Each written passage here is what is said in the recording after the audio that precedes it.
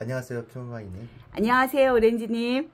네, 날씨가 왔다 갔다 하는 되게 희한한 날씨네요. 네, 비도 막 쏟아질 것 같기도 하고 또 그러다가 또 짱찡 개이기도 하고요. 네, 약간 이제 우울한 형태의 날씨인 것 같기도 한데. 뭐 글루미 썬데이 뭐 이런 것처럼요. 네.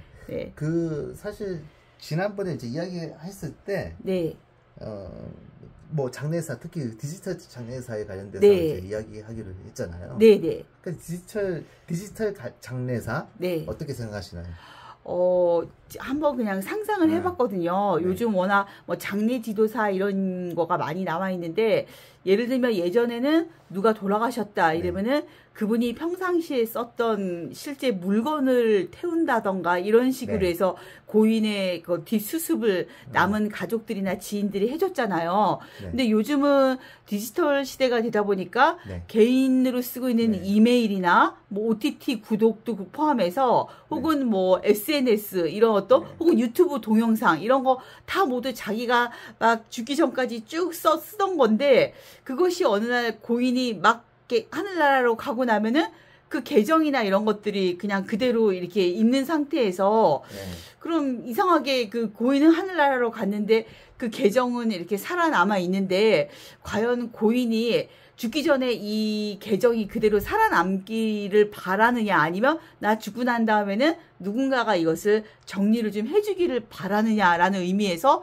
디지털 장례사라는 어떤 새로운 개념이 생겼다고도 하거든요. 앞으로 뭐 그 OTT부터 시작해가지고 공유집까지 사실 이렇게 구독 서비스가 뭐 쭉 갈 건데, 앞으로 이제 미래 사회에는 그러면 이제 그렇게 됐을 때 동시에 죽음과 동시에 그게 다 정리가 되지 않을 테니까 필요가 있겠네요. 그렇죠. 그리고 또 다른 의미로도 쓰이더라고요. 뭐 예를 들면 어떤 연예인이나 일반인이 어떻게 뭐 본인의 실수건 아니면 누군가의 잘못된 지목이건 간에 무슨 나쁜 짓을 한 사람이다라고 오인을 받아서 막 이렇게 악플이 달리거나 혹은 안 좋은 어떤 뉴스나 뭐가 이렇게 다 있었을 때 그거를 이렇게 다 지워주는 것도 디지털 세계에서의 죽음 뭐 이런 거랑 비슷하다. 원래 디지털 장례사는 뭐냐면 인터넷에 남겨진 자기 흔적들 그거를 깔끔하게 정리해 주는 거거든요. 그렇죠. 원래 그게 디지털 장례사고 그냥 디지털이니까. 그렇죠. 근데 일반적인 이제 장례사도 어떻게 될지 그것도 알아볼 필요가 있고, 일반적인 이제 장례사에 앞서 가지고 사람이 이제 만약에 죽게 되면 1인 가구가 많이 생겨서 제가 봤을 때 어떻게 될 거 같냐면 죽은 지 한참 돼도 모를 것 같아요. 그거 너무 좀 비참할 것 같아요. 그러면 이제 이거를 정리하는 사람도 필요한데, 요즘에도 그는 고독사가 많으니까 그 고독사 뭐랄까 죽은 지 한참 된 거 이렇게 되면 저도 얼핏 봤는데 유튜브로 이렇게 우리가 유튜브를 찍고 있지만 유튜브로 봤는데 유튜브에서 그런 걸 전문적으로 하는 사람 보니까 그게 장난 아니더라고요. 그게 심지어는 바닥에 그 피 같은 게 서며 들어가고 그래서 아무리 청소를 해도 그게 흔적이 없어지는 것 같지 않나요? 맞습니다. 그래서 충격적이더라고요. 그래서 이제 또 그걸 수습하신 분도 좀 힘들 수가 있잖아요. 그래서 개인적으로 막 우리나라 어떤 민속 신앙에서 많이 하는 막 소금을 뿌린다든가 아니면 막걸리를 사갖고 와서 고인한테 한 잔 부어놓고 자 지금부터 청소하겠습니다 이러고 하는 경우도 있다고 제가 직접 해본 경험이 있는 분한테 제가 들었거든요. 그래서 뭐 부덕이나 뭐 이런 벌레들은 그냥 애교고 심지어 그 냄새가 옆에서 아무도 잘 안 나는 맞습니다. 그래서 전문적인 그 약품을 뿌려가지고 겨우겨우 이렇게 없애고 막 그런 것 같더라고요. 그래서 이런 걸 보면 만약에 사람이 그 영으로 있는 것도 아닌데 몸으로 있기 때문에 분명히 죽을 때 아무리 세상이 변해가지고 AI가 지배하는 세상이 오더라도 홀로그램이 나타나가지고 그런다 치더라도 원래 자기 몸뚱이는 있기 때문에 죽게 되면 이거를 처리하는 사람은 항상 각광받게 되지 않을까. 그럼 시대가 흘러도 4차 산업혁명 그리고 5차 6차로 가더라도 디지털이건 혹은 아날로그적인 의미에서건 항상 장례 지도사는 항상 존재할 것이다. 그 장례 지도사보다는 그 시신을 수습하는 사람 네. 반드시 그게 호황을 누리지 않을까 이런 생각 안타깝지만 네, 지금 네, 날씨와 안타깝지만. 비슷하게 좀 예. 우울하고 그런 이야기일 수도 있겠지만 네, 네. 현실이죠. 네. 현실이고 네. 다 대부분 1인 가구지 않을까 싶어요. 네. 그러니까 뭐 앞으로 가면 갈수록 예를 들어서 예전 같으면 네. 뭐 여성 남성 교제도 많이 일어나고 그래가지고 네. 가정이 이루어지고 막 그런 네. 데 요즘에 보면 요즘에도 그렇게 네. 나타나고 앞으로는 어떻게 될 것 같냐면 네.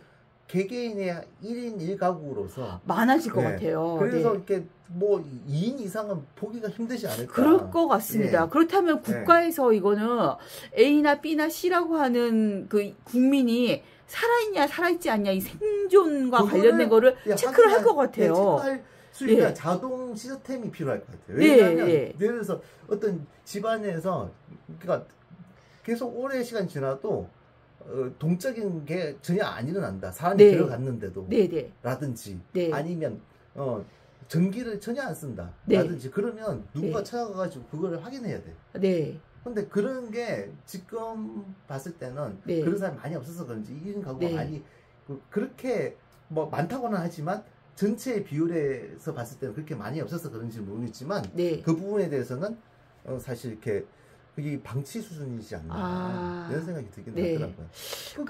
네, 자 이거는 이제 이 정도로 이제 이야기를 하면 될 것 같고 네. 그리고 나서 이제 죽은 사람에 대해서 네. 염하고 막 이런 거 뭐 네. 사실은 이제 그런 이제 죽은 사람을 이제 처리하는 게 이제 네. 디지털 장례사가 아니라 그냥 네. 장례사인데 네. 장례사는 어떻게 될 것 같아요? 일반적인 장례사. 저는 장례사도 네. 계속 살아남을 것 같은 직종 중에 장례 하나라고 지도사겠죠. 생각해요. 장례 예, 지도사. 예. 그 다른 형태로 살아남을 것 같은데 네. 얼마 전 그렇게 그 우리나라나 외국에서도 굉장히 호응이 좋았던 그 파묘라는 영화 네. 속에서도 결국은 우리가 과거에 그냥 먼 옛날의 것으로 여겼던 풍수지리라든가 이런 어떤 개념을 뭐 일제 강점기라든가 이런 어떤 여러 상황하고 엮어가지고서 감독이 굉장히 흥미롭게 우리만의 그런 어떤 영화를 만들어냈거든요. 그래서 젊은 MZ 세대들도 그걸 보고서 아 결국 풍수라는 것은 이런 것이고 예전의 명당을 찾기 위해서 이런 노력을 했던 어떤 것을 영화를 통해서도 많이 나왔었잖아요. 그래서 결국 말씀하신 대로 장례를 주관하는 사람은 형태를 다르게 해서건 간에 계속 살아남을 것 같습니다. 네. 네. 그렇게 되는 것뿐만 아니라 사실 어찌 보면 그 장례 지도사가 하는 일이 조금 달라지지 않을까요? 그런 생각이 들기도 하나요? 네네.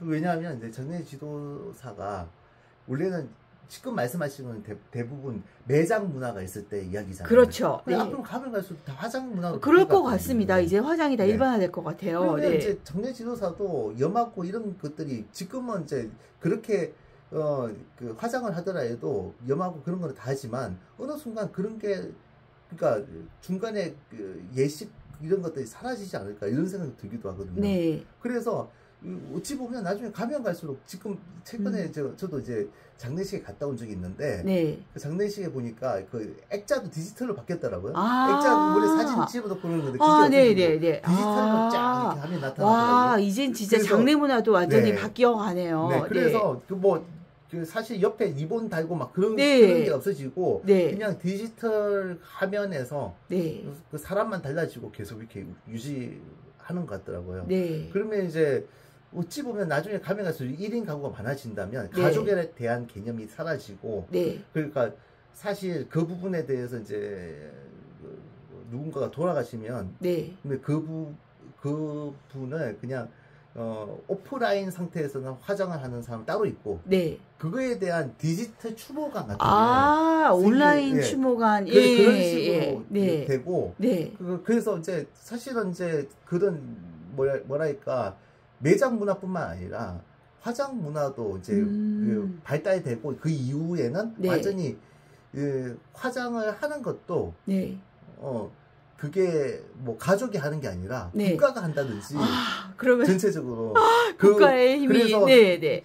나중에는 그 네. 장례 그 사람이 독고사하게 되는 것을 네. 그 국가가 알아서 공무원들이 가가지고 그걸 다 네. 처리하고 네. 심지어는 그거에 대한 이제 뭐 잔존물 이런 네. 것들을 다 국가가 알아서 하고 그거에 대한 뭐 디지털화된 뭔가 그런 공간만 남아있지 않을까 이런 예상이 되긴 하네요. 그러네요. 그러면 오렌지님 혹시 다음 시간에는 이렇게 다 1인 가구가 늘어난다 치면은 국가가 개인의 이런 어떤 죽음이나 혹은 뭐 코로나나 이런 걸 통해서 보면은 건강 문제에 어느 정도 개입을 해야 되는지 이런 거에 대해서 한번 얘기를 나눠볼까요? 그거보다 그렇게 하시고 그거 주제로 하시는데 그것보다 그거 이야기하기에 앞서서 사전적으로 좀 이야기해 볼게. 제가 봤을 때는 우리의 건강보험은 어떻게 될지 그거를 직접 이야기하고 지금 말씀하신 건 다음 시간에 이야기하는 네네네 좋습니다. 어떻게 될 것 같습니다. 건강보험이요. 건강보험. 근데 지금 인구가 점점 줄어들고 있고 정년 문제나 이런 것들에 대해서도 국민연금이나 이런 거 모두 포함해서 연금 문제는 굉장히 많이 뭐 정부가 바뀔 때마다 이렇게 이슈가 되고 있는 부분 중에 하나잖아요. 그 특수연금은 모든 사람이 해당되지 않지만 의료보험은 우리나라가 세계 최고 수준이라고 하거든요. 그렇죠. 그러면 이제 이 의료보험 수가라든지 이런 게 오르면서 사실은 이제 사실 이제 어떤 이제 병이 걸렸을 때 약이나 약제나 이런 거를 탈 때 보면 그 약제 그 표면에 적혀 있는 걸 보면 그 의료보험 가입자라서 그 환자는 적게 내고 의료보험 공단은 굉장히 많이 내는 거거든요. 이게 가능했던 게 그동안 이제 젊은 사람들이 많아서 그런 게 아닐까 싶은데 근데 이게 그 특수연금 이런 것들은 일부 소수 그 집단이 받는 거지만 이거는 전 국민이 다 받는 거기 맞습니다. 웬만하면 다 가입돼 있잖아요. 그렇게 되기 때문에 나중에 그 재정 위험이 굉장히 크지 않을까 이 생각이 그럴 것 같아요. 그래서 결국은 인구가 지속적으로 유지되어줘야 되지 않을까. 그래서 정부에서 결혼을 권장하고 혹은 뭐 이렇게 한부모 가정의 자녀에게도 불이익이 가지 않도록 하거나 혹은 동거나 이런 것들을 이제 사신혼으로 인정해주고 또 프랑스나 이런 외국처럼 그것도 다 모두 가족의 범주 안에 넣어서 뭐 보험 문제나 상속 문제에도 다 똑같이 혜택을 받게 법을 바꾸자 이런 내용이 주기적으로 사회적으로 제시되고 있는 것 같습니다. 그런가요?